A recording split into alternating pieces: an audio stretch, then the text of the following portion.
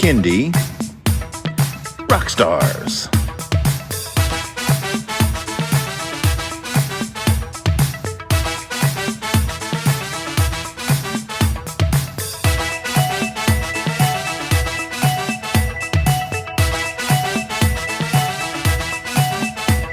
Prepare for a treat, let's meet and greet some bands and singers that are super sweet, making music that's fun for boys and girls. Help them learn about this great big world.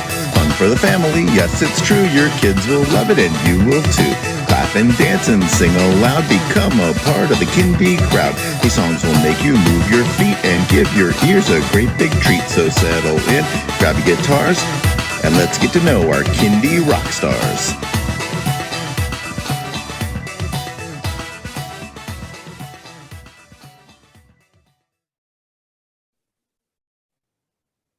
Welcome to another fun episode of Kindie Rock Stars. Tonight, joining me is Eric Herman of Eric Herman and the Puppy Dogs, and we're going to be treated to both a live performance and a music video. Welcome to the show, Eric. Hello, Patrick. Great to be here. All right. I'll tell everyone a little bit about yourself and how you got into Kindie music. Yes. My name is Eric Herman. I live in Walla Walla, Washington. The town so nice, they named it twice. And back in about 2003, I was playing in a couple bands. I was doing live theater, writing like plays and stuff like that. And among other things, playing in coffee shops, singer-songwriter, that kind of thing. And there seemed to be a confluence of several different people that I knew, who unrelated to each other really, who around the same time kept saying, Eric, you should think about doing music for kids. One of them, for example, was my brother-in-law at the time, who was a gym teacher in elementary school. And I remember him saying, we had somebody come in to do an assembly and they played music, and I think you could do that, and he said, they pay pretty well or whatever. So I'm like, okay, I'll think about it. And my wife, Roseanne, she was all excited about it. She had always wanted to work with kids. She had a bachelor's degree in early childhood development, but she never pushed me in that direction. She just, whatever I wanted to do musically, she was in favor of. But when I started talking about maybe doing something like that, she was super excited. So we kind of joined forces as far as that goes. Initially, it was kind of something I didn't really have a good sense of what it all meant. My perception, I grew up listening to, Electric Company, Sesame Street, Schoolhouse Rock. I loved all of that. But once I hit, 10 or 11 or something, it was, everything else, and I kind of didn't have a sense of what children's music meant. I think I had a perception that I had to be like Barney or something, right? Barney's great for a 1 or 2 year old, but I didn't want to be Barney, So initially when people were saying that, I had this, kind of attitude. But what I did was I went to a bunch of libraries. This is in Buffalo, New York, where I lived for many years. I went to a bunch of the different libraries and I took out children's music CDs. And what I found was there was all kinds of wonderful stuff. Great variety of music. You could do different styles of music. You could do comedy. You could do characters, voices, and that really, really appealed to me. Back at that time, Ralph's World, Ralph Covert had just, he'd done maybe a couple albums. Justin Roberts had done 1 or 2 albums. Trout Fishing in America had been around for a while. So hearing those guys was like, ooh, wow, this could be really, really fun. And it appealed to me to be able to do different styles of music. So that's kind of how that was born. And then around that time, I was trying to write a serious song. My wife and I had watched a PBS documentary about elephants, and it was about these 2 elephants who they knew each other when they were very young, and they, were running around together, baby elephants or whatever. And then one of them was taken to a circus somewhere, different part of the world, and one of them was taken to a zoo in a different part of the world. And they didn't see each other for something like 20 years. But the documentary crew had followed them the whole time. And then they brought them back together at one point, and they knew each other, and they ran around, and they were so happy. They were hugging each other. And I thought it was this beautiful moment, that I wanted to write not specifically about that, right? It wasn't going to be like an elephant went to a zoo and an elephant went to a zoo. It was more like, I don't know, philosophical or something about finding each other after a long time. It was more about like a relationship type of thing. It was meant to be a grown-up song, right? I wasn't really doing kids songs at the time. So I wrote this music. I'll just play a little bit of it. And I forgot I tuned down to a D.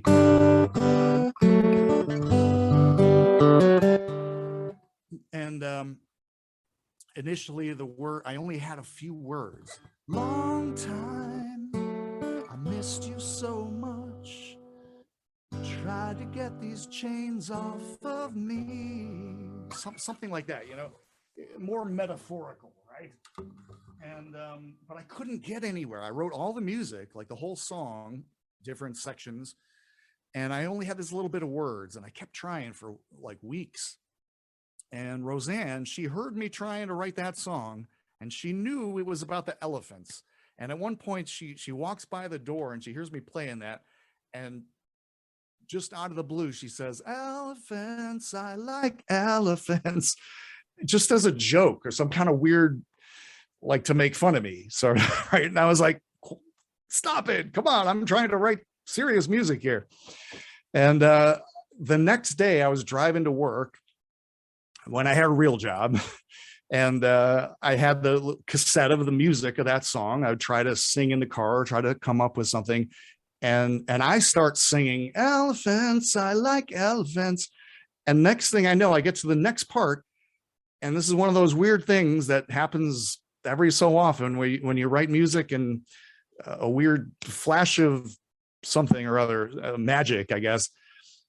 "I like how they swing through trees." Like it just came out and it fit. And my first reaction was, what? That's ridiculous.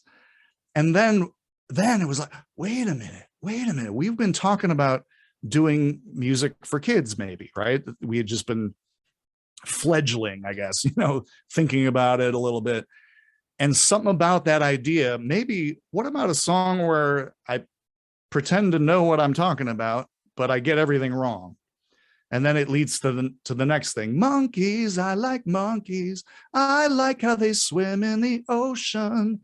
And then I went home and I told Roseanne, and we wrote the rest of it in like 5 minutes, right? To just, okay, let's put these different animals together, and it circles back around to the elephants. And so, oh my gosh, here we go. This might be a kid's tune, right? And then when I started doing something, December of 2002, it'll be 20 years coming up this December. I did a few shows at the coffee shops where I was playing, told people, bring your kids along, and played a couple of daycares. And I learned a bunch of different songs from the CDs I took out at the libraries. But that one elephant song, for one thing, we didn't know until we played it. We said, I don't know, are kids going to like this, or are they going to think I'm just an idiot? Turns out it was both, right? It was both things. But the reaction to that was so powerful. Like, kids could not stand that I was getting it wrong, and they loved that they could correct me. It became this thing where I'd start singing, "I like how they swing through." And we kind of had this sense, wow, there's something powerful here, right? So it was that one original song that really kind of set the wheels going, right? And I also learned from doing the other songs, a lot of great songs, that some of them kind of worked, and some of them, nope, kids start drifting away, or and I realized, you have to have either set up the song in a way that makes sense, or have some kind of interaction, right? And this was just, I had no idea, right? Learned it very, very quickly, though. And that's really how it all started. That one song, we ended up, writing a few more. I connected with Ken Nesbitt, who's a great, funny children's poetry author in Spokane, and I used some of his poems to write songs from. We wrote a few songs of our own, made an album, and at the time it was just another thing. I was still doing some theater shows, still playing in a band, but something about that just took off. The demand, people were like, hey, can you come do this thing at our school? Or can you come do this thing? And at the time I had a real job still. So I was like, no, I can't, and kudos to my wife, my late wife, by the way, who was the one who said, no, you should quit your full-time job with a steady paycheck and the 401k and the health insurance. We have a 2-year-old and another on the way, but you should quit your job and we should do this full-time. That was her, and I always got to give her props and memories for that. She believed in it, and I was more like, Bless your wife. liking that steady paycheck. Yeah, but bless your wife for propelling you into this. Oh my gosh, yes. And she was super instrumental in a lot of what we did. We co-wrote a fair number of songs, or a lot of times I would write a song and then I'd show it to her and she'd be like, it's good, except let's change this phrase or words or chord or something. So we worked very closely. She animated the first several videos that did really well on YouTube. The Elephant song ended up being featured on YouTube and became a big thing around the world. And that was supposed to be a demo. She did that on the MS Paint program. If you go watch the Elephant song, the Eric Herman version, there's been some other versions that are way better, like animated, but that original version was she put it together in like an hour, and here's the idea. And then the thought was always to hire somebody to like take that basic thing and kind of make it more polished or whatever. But I think what we've discovered once it was out there is that kids related to it because it was simple and it had this sort of simplicity to it. So a lot of all over the years, always learning. A lot of what I've done, what we did was flying by the seat of our pants. And, I don't, every once in a while, people will come to me or email me and, hey, how do I get into what you're doing? And I try best I can to but all I can say is, well, this is what worked for me. Like, maybe it'll work for you, or maybe you got to find some other completely different path. It's really hard to say sometimes. All right. Well, let's get into a couple of live performance songs. So I am going to turn this over to you. And the floor is yours. All right. Well, I have a new album out. Just came out about a week ago, called Magic Beans. Looks like that. This is a piece of ancient technology called a compact disc. But it should be on all the digital platforms out there. And this is probably I love this album. Boy, we put a ton of work into this. And there's a lot of my life and my mind and my heart and my soul is in this album. And this song is called Merry-Go-Round, maybe my favorite. And this was a very simple thing where initially all I had was the phrase merry-go-round. You'll hear it coming up when I get to it. And I played that over and over for like 45 minutes. And at first I thought this could be the whole song. This is 3 minutes of this, merry-go-round over and over, because it almost said enough, just that, and then the songwriting inertia said, no, all right, I get a little context in there. So I wrote one verse, and then nope, 2 verses, and then it ended up just being a normal 3-verse song. So I felt like I wimped out a little bit as that goes, but anyway, this is called Merry-Go-Round. Goes like this. By the way, there's also, if you go to YouTube, look up Eric Herman Merry-Go-Round. There's a beautiful video there, animated by Jay Marks.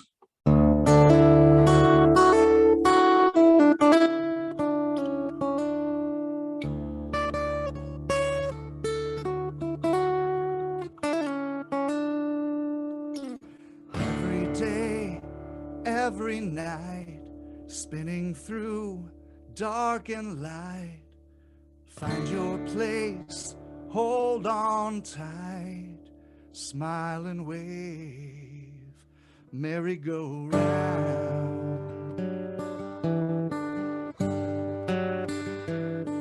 merry-go-round, merry-go-round,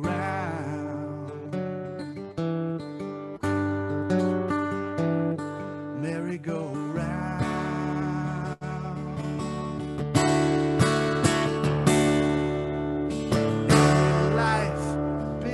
Small, here on this turning ball, we are part of it all, smile and wave, merry-go-round,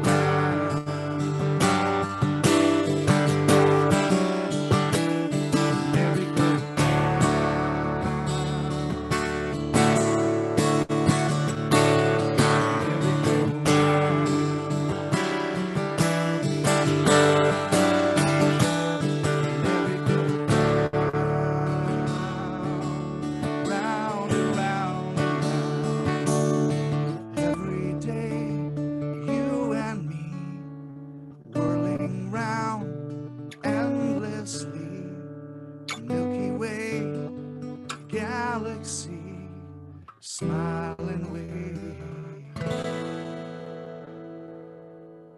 merry-go-round,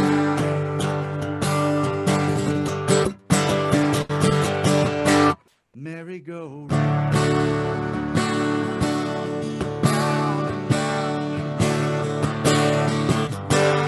round and round and round and round and round,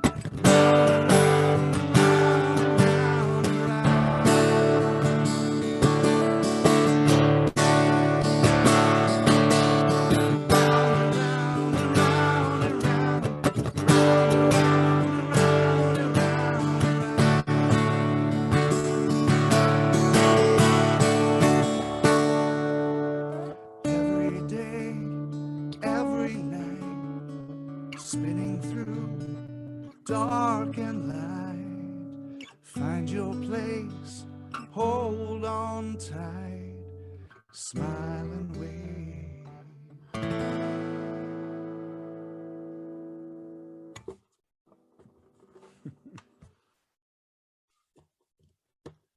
All right, excellent. All right, you're going to do one more for us?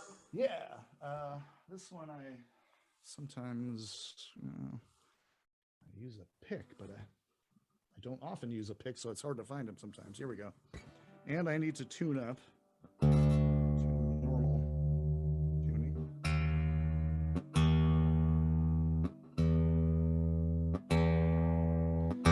This is the title track from Magic Beans. And we just did a stage show last weekend out at a theater near where I live. We did 6 shows over a weekend and called Magic Beans, doing some of the songs, some comedy sketches, the visual video stuff. It was really, really cool. We're hoping to bring it to Vegas and Seattle and some other places in the coming months. But this is the opening song. It's actually more the closing song of the album, but this is called Magic Beans. Once upon a time, there were magic beans thrown away onto the dusty ground. Soon a beanstalk was growing all around from those magic beans.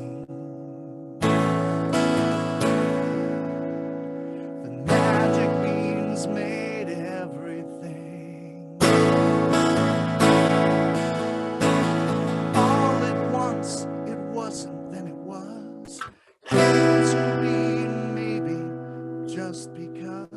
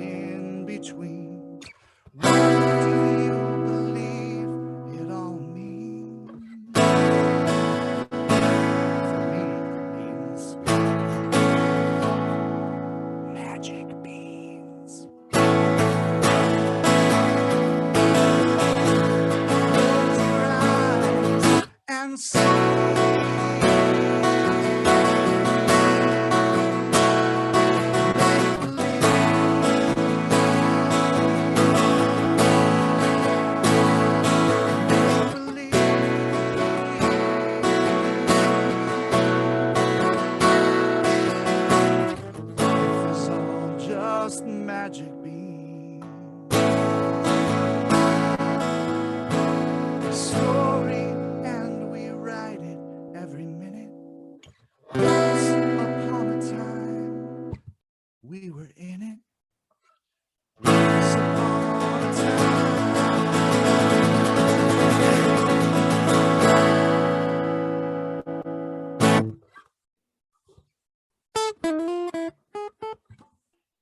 All right. Very nice. All right. So to continue on with the I like to music. get a little existential, you know. I could tell. It's a deep song. On a lighter note. All right. Yeah. Then now we transition to Googly Eyes. There you go. I mean, it still has an underlying,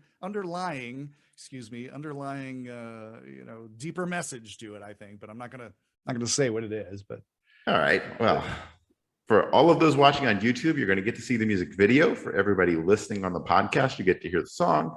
But go ahead and set this video up for us. Tell us a little bit about Googly Eyes. It's pretty straightforward. It's about a kid who likes to put googly eyes on everything, including things that he probably shouldn't. And I don't need to say any more than that.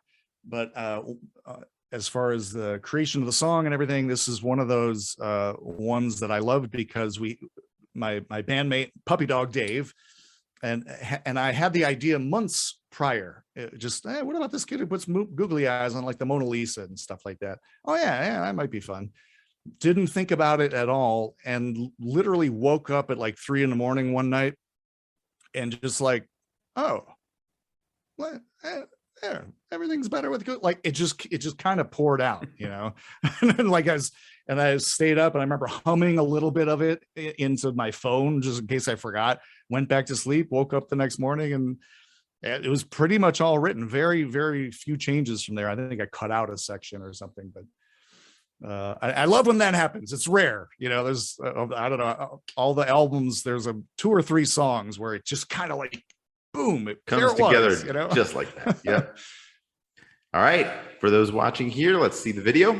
For those listening on the podcast, here is the song Googly Eyes. Everything's better with googly eyes. Everything's better with googly eyes. Everything's better with googly eyes. Everything's better with googly eyes. The perfect prize for a kid my size. A great big box of giant googly eyes. On our family trip to New York City, I learned that the word liberty means being free, but not free to put giant googly eyes on the Statue of Liberty. People got really mad at me. The same thing happened in D.C., where they said, hey kid, what were you thinking when I put googly eyes on Lincoln? I was thinking everything's better with googly eyes. It's no surprise for a kid my size. Everything's better with googly eyes. When we took a European vacation, I caused a lot of aggravation. I put googly eyes on the Leaning Tower of Pisa and also on the Mona Lisa. Ooh. Yeah. They frown on that kind of thing over there, and they frowned a lot in that London square. That guard standing still with the big funny hat. I thought, I know what would go great with that. What? You know, everything's better with googly eyes. It's no surprise when you realize everything's better with googly eyes. Oh, my dad got mad when I stuck googly eyes on his laptop screen. But I mean, hey, it said Google, right? I wanna see googly eyes on Mount Rushmore, googly eyes on the Sphinx, googly eyes on those Easter Island heads. Gonna be at the top of my class, a guarantee that I can work at NASA, so I can put super giant googly eyes on the moon someday. And every night When you see it shine, you'll know those googly eyes were mine. The world will finally thank me for them. Everyone will say, everything's better with googly eyes. Everything's better with googly eyes. Everything's better with googly eyes.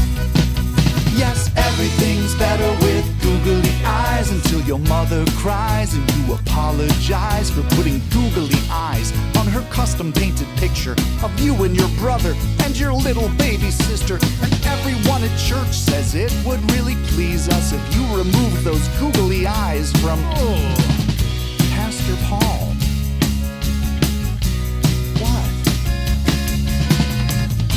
I want to see googly eyes on the statue of David and googly eyes on the Venus de Milo. She may not have arms, but she'll have two beautiful googly eyes. Googly eyes on the pyramids. Googly eyes on the Golden Gate Bridge. Indubitably googly.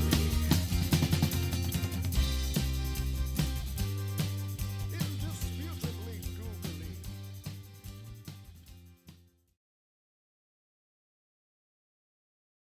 All right. Well, I hope you enjoyed that video and that song for Googly Eyes. Eric, tell everybody where they can stream and download your music and find and connect with you. And then what's next for Eric Herman and the Puppy Dogs? Yes, thank you. EricHermanMusic.com, or just look up Eric Herman on Google or YouTube. Magic Beans should be on all the major streaming platforms and all that stuff. And you can buy a hard copy if you want this ancient technology through my website, and probably another place or two, Amazon, I think, or something. But and otherwise, we have there's 5 music videos from the album already out. Googly Eyes, Stinker, Merry-Go-Round, Side Scroller. I love that video. It's a really cool game within a game within a game, video game kind of thing.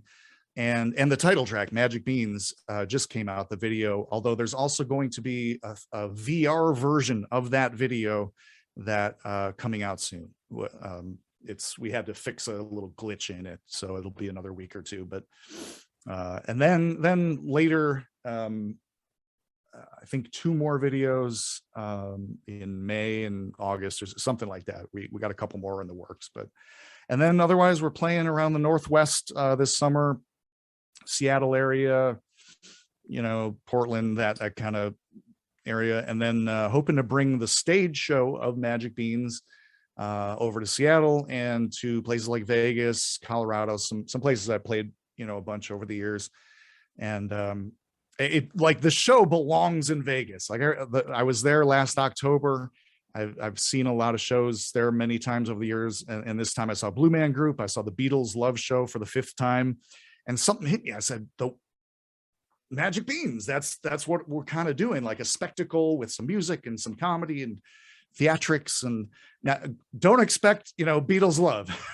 Don't expect Cirque du Soleil. All right, I don't have the budget for that quite yet, but it is similar in the sense of entertaining in a variety of ways, and hopefully coming to a city near you, and hopefully coming specifically to your city, Patrick. Yes, and when you come here, my daughters and I will be there at your show. All right, yeah, awesome, yeah. One of the things we'll talk afterwards. All right, well, Eric, thank you so much for being on the show. It has been a pleasure having you on, and all the best to you, and see you soon. All right, take care. Thanks, Patrick.